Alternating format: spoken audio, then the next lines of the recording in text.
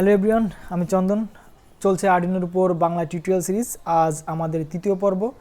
গত পর্বে আমরা আলোচনা করেছিলাম আর্ডিনোকে কীভাবে পাওয়ার দিতে হয়, কত উপায়ে পাওয়ার দেওয়া যায়, সর্বোচ্চ কত ভোল্টেজে পাওয়ার দিতে হয়। যারা ওই এপিসোডটা মিস করছেন তারা কাইন্ডলি দেখে আসবেন। আজকে আমরা আলোচনা করব আর্ডিনোর ওয়ার্কিং প্রিন্সিপাল নিয়ে, অর্থাৎ একটা আর্ডিনো কিভাবে কাজ করে। দেখুন, আমি প্রায় 9 বছর ধরে আর্ডিনো নিয়ে কাজ করছি। আমি একটা পাবলিক বিশ্ববিদ্যালয় থেকে ইঞ্জিনিয়ারিং শেষ করছি। আমি শিক্ষা জীবনের 1 বছর আমার বিশ্ববিদ্যালয়ে রোবোটিক্স নিয়ে প্রশিক্ষণও দিয়েছি। তো সেই হিসেবে অনেক ছাত্রকে পড়ানোর সৌভাগ্য আমার হয়েছে। তো যেটা হয় যে আমি সবসময় নিজে যখন কোনো কিছু শিখতাম বা আমি কাউকে যখন শেখাতাম, তখন যেটা করতাম সেটা হচ্ছে কোনো কঠিন জিনিসগুলোকে আমি বাস্তব জীবনের ঘটনা বা বাস্তব জীবনের কিছু অবজেক্টের সাথে এই জিনিসগুলোকে তুলনা করতাম, যার জন্য হতো কি কঠিন জিনিসগুলো খুব সহজে বুঝে ফেলতাম বা অনেককে বুঝিয়ে দিতাম, আর জিনিসটা অনেক দিন ধরে আমার মেমোরিতে থেকে যেত। তো সেই উদ্দেশ্যে মূলত এই টিউটোরিয়ালটা আমাদের করা। তো এর পরেও যদি আপনাদের বুঝতে সমস্যা হয় তবে জানাবেন, আমি ধরে নেব সেটা আমার দোষ।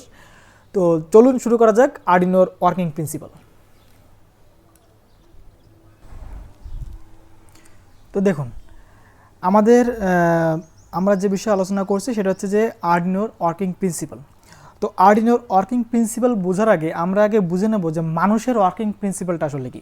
কারণ আমরা যদি মানুষের ওয়ার্কিং প্রিন্সিপালটা বুঝতে পারি, মানুষের কথা ছাড়ুন, পৃথিবীর যে কোনো যার প্রাণ আছে সবাই একই প্রিন্সিপাল অনুসরণ করে, সেটা যেই হোক না কেন সবাই একই ধরনের প্রিন্সিপাল অনুসরণ করে। তো আমরা যদি সেই প্রিন্সিপালটা বুঝতে পারি তাহলে ইজিলি, কারণ ওই প্রিন্সিপালের উপর বেস করেই আপনি যাবতীয় যত সব সিস্টেম বলেন না কেন, সব সিস্টেম ওই প্রিন্সিপালে আলোকে চলে। তো আমি লিখলাম এখানে ওয়ার্কিং প্রিন্সিপাল। Working principal.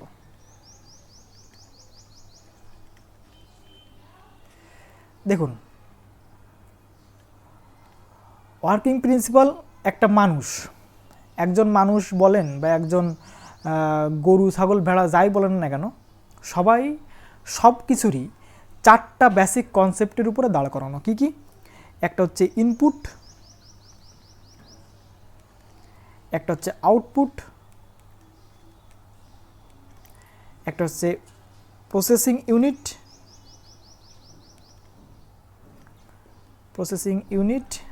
একটা হচ্ছে মেমোরি। অর্থাৎ আমি বুঝলাম যে কোনো কিছু, সমস্ত সিস্টেম, সমস্ত প্রাণী জগতের সব কিছুই এই 4টার উপরে বেস করে চালানো। তো এটা কিভাবে সাজানো আমি একটু দেখি ব্যাপারটা। সিস্টেমটা কিছুটা এরকম।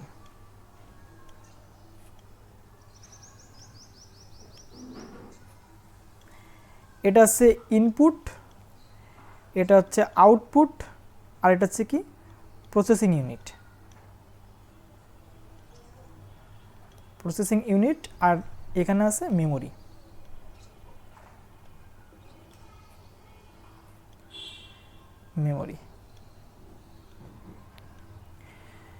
আপনি যে কোনো সিস্টেম বলেন না কেন সেই সবাই এই একই প্রিন্সিপাল ফলো করে।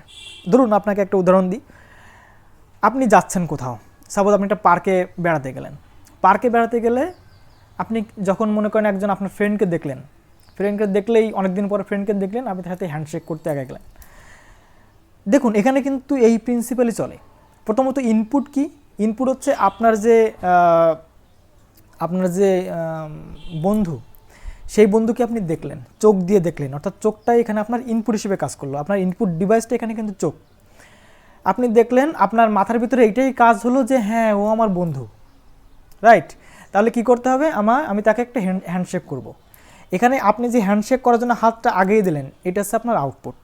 সো আপনি চোখ দিয়ে দেখলেন, আপনি ভাবলেন যে হ্যাঁ এ আমার বন্ধু, আপনি হাত বাড়ায় তার সাথে হ্যান্ডশেক করলেন, এটা হচ্ছে আউটপুট। সো এক্ষেত্রে কিন্তু ইনপুট, আউটপুট আর প্রসেসিং ইউনিট, এই 3টা আপনি বুঝতে পারলেন। কিন্তু মেমোরি এখানে আসলে কোথায়? দেখুন, আপনার যদি মেমোরি না থাকে, আপনার যদি কোনো ব্রেইনই না থাকে, আপনার ফ্রেন্ডের আপনার যে মুখের যে চেহারাটা, সেই চেহারাটা যদি আপনি মনে রাখতে না পারেন, তাহলে কি আপনার ফ্রেন্ডকে রিকগনাইজ করতে পারবেন? অবশ্যই পাবেন না। অর্থাৎ আপনার দেহের কোথাও না কোথাও আপনার কিন্তু মেমোরি আছে, যে মেমোরির ভিতরে আপনার ফ্রেন্ডের যে ফেস যে ডেটাটা, সেই ডেটাটা কিন্তু সংগ্রহ করা আছে। আপনি যখন তাকে দেখলেন, চোখ যখন আপনাকে বলল হ্যাঁ ওইটু আমার ফ্রেন্ড, চোখটা যখন দেখলেন তখন কি হলো, ব্রেন ওইটা আপনার সে মেমোরিতে সার্চ করলো যে হ্যাঁ এই ব্রেনের আমার তো এটা তো ফ্রেন্ড, আমার এই অমুক ফ্রেন্ড, ওর নাম হচ্ছে এই অমুক, এই এরকম আমার এই সময়কার ফ্রেন্ড, হয় স্কুল ফ্রেন্ড বা কলেজ ফ্রেন্ড। তারপর আপনি হ্যান্ডশেক করতে আগে গেলেন। দেখেন এখানে কিন্তু আমাদের পুরো সিস্টেমটা আপনি আপনার একদম সকালে ওঠা থেকে শুরু করে আপনি রাত্রে ঘুমানো যাওয়ার আগ পর্যন্ত সব কিছুই এই প্রিন্সিপালের আলোকেই চলে, এই প্রিন্সিপাল আলোকে চলে। এবং এর ভিতরে যে কোনো একটা যদি বন্ধ হয়ে যায় তাহলে সিস্টেমটা ঠিক মতো চলবে না। ঠিক আছে, একটা সাপোজ আপনি উদাহরণ দিই, আপনার ফোনের কথা চিন্তা করেন। আপনার ফোনে কিন্তু এই চার ধরনের জিনিসই আছে: input, output, processing unit, memory. এই চারটাই আছে। এখানে ইনপুটটা কি, আপনার যদি টাচ স্ক্রিন ডিসপ্লে হয় তাহলে আপনার টাচটা হচ্ছে আপনার ইনপুট, আপনি যে কথাটা বলেন আপনার মাইক্রোফোনটা আপনার ইনপুট। ওকে, আচ্ছা এখানে আউটপুটটা কোনটা, আপনি যে ডিসপ্লেতে যে লেখাগুলো দেখেন সেটা হচ্ছে আউটপুট। আপনি যে এই যে স্পিকারে যে কথাগুলো শোনেন, স্পিকারে যে আপনার সাউন্ডটা হয়, আওয়াজটা হয়, এটা হচ্ছে আউটপুট। প্রসেসিং ইউনিট হচ্ছে ভিতরের যে কাজটা হচ্ছে সেটা হচ্ছে প্রসেসিং ইউনিট। আর মেমোরিটা কি, মেমোরিটা হচ্ছে যেখানে কিনা আমাদের পুরো যে অপারেটিং সিস্টেমটাকে লোড করে দেওয়া আছে। এখন সব কিছুই বলবো, সব কিছুই আলোচনা করব, কিন্তু একটা জিনিস আপনি খেয়াল করেন, যদি এর ভিতরে ইনপুটটা না থাকে, অর্থাৎ আপনার যদি ডিসপ্লেতে কাজ না করে, আপনার যদি ফোনে যদি আপনার মানে ইয়েটা না যায়, মানে আপনার যদি মাইক্রোফোনটা কাজ না করে, আপনার আলটিমেটলি কি ফোনের কোনো দরকার আছে? আপনার ফোনটা কি চলবে? মানে ফোনের আদৌ কোনো কাজ আছে কি? নেই। যদি সেখানে ডিসপ্লে না কাজ করে, সেখানে যদি আপনার স্পিকার না কাজ করে, তাহলে কি ফোনের কোনো দরকার আছে? নাই। যদি একটা মেমোরির কথা চিন্তা করেন, মেমোরি শুধু যদি আপনার ফোনই না থাকে, মেমোরির কোনো কাজ আছে? কোনো কাজ নেই। আবার মেমোরি যদি না থাকে তাহলে আপনার ফোনের কি কাজ আছে? নাই। কেন নাই? কারণ আপনি এখানে একটা প্রশ্ন করতে পারেন যে দাদা আপনার তো মেমোরি কার্ড না থাকলে তো আপনার ফোন চলে না। ভাই চলে না। কেননা আপনার মেমোরি কার্ড না থাকতে পারে, কিন্তু ফোন মেমোরি যদি আপনার না থাকে, যেখানে কিনা অপারেটিং সিস্টেমগুলো থাকে, আপনি জানেন, আপনি নিশ্চয়ই তো জানেন যে ফোনের মেমোরি কিন্তু একটা থাকে না, ফোনের মেমোরি থাকে দুইটা, একটা এক্সটার্নাল মেমোরি, একটা ইন্টারনাল মেমোরি।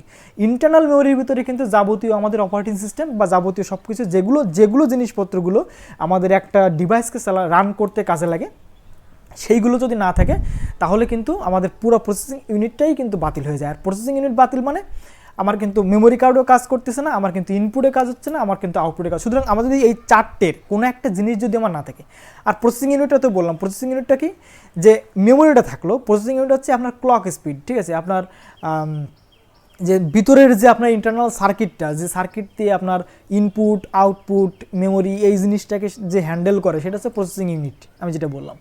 তাহলে সেক্ষেত্রে আপনার যদি এর ভিতরে কোনো একটা জিনিস যদি না থাকে, যদি মনে করেন সাপোজ আপনার ডিসপ্লে আছে, আপনার ফোনের ডিসপ্লে আছে, আপনার মাইক্রোফোন আছে, আপনার ফোনের স্পিকার আছে, আপনার ফোনের টাচপ্যাড আছে, কিন্তু ভিতরের কোনো কিছু নাই, আর কোনো কিছু নাই, আপনার ফোনের যে ভিতরে যে সার্কিটগুলো সেগুলো কোনো কাজে নেই।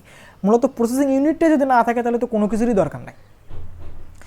আরেকটু যদি আপনি গভীরভাবে চিন্তা করেন, যদি আমাদের কথাই চিন্তা করি, মানুষের কথা চিন্তা করি, আপনার ইনপুটগুলো কী কী? সাপোজ মনে করেন যে কমন ইনপুট কি, চোখ, নাক, কান, এগুলো হচ্ছে আমাদের ইনপুট। কেন?